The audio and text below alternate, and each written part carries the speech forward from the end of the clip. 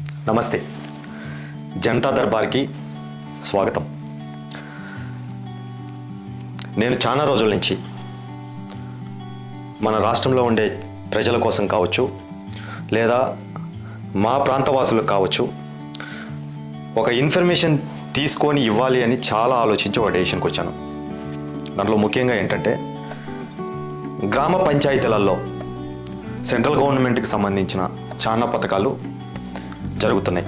అందులో ముఖ్యంగా గ్రామ పంచాయతీ డబ్బులు, నిధులు ఏదైతే ఉన్నాయో, అసలు సెంట్రల్ గవర్నమెంటు ఎంత డబ్బులు వేస్తుంది, అది ఏ విధంగా ఉపయోగిస్తున్నారు అనేది చాలామంది సర్పంచ్ని ఎంచుకుండే జనాలకి తెలియదు. అందులో ముఖ్యంగా వాళ్ళు ఎంత డబ్బులు విత్డ్రా చేస్తున్నారు, ఎంత డబ్బులు సెంట్రల్ గవర్నమెంట్ వేస్తుంది, వీళ్ళు ఎంత డబ్బులు విత్డ్రా చేస్తున్నారు అనేది ఓటు వేసిన వాడికి తెలియదు. బేసికల్గా తెలియాల్సింది వాడికే, ఖర్చు పెట్టేవాడికి కాదు.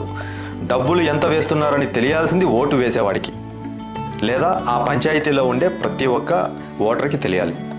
కానీ అది తెలియకుండా వచ్చిన డబ్బులు శానిటైజేషను, సున్నం కొన్నామని చెప్పో, లైట్లు కొన్నామని చెప్పో, లేదా కరెంటు వస్తువులు కొన్నామని చెప్పో, లేదా చెత్త ఎత్తే వాళ్ళకి డబ్బులు వేసామని చెప్పో విత్డ్రా చేసుకుంటున్నారు.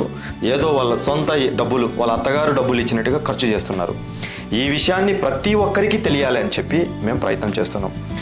మీ గ్రామ పంచాయతీలో ఎంత డబ్బులు పడింది, దేనికి ఖర్చు పెడుతున్నారు అని మీకు తెలియాలనుకుంటే కింద కామెంట్లో మీ పంచాయతీ పేరు లేదా మా డిస్క్రిప్షన్లో ఉన్న కాంటాక్ట్ నెంబర్కి మమ్మల్ని కాంటాక్ట్ అవ్వండి.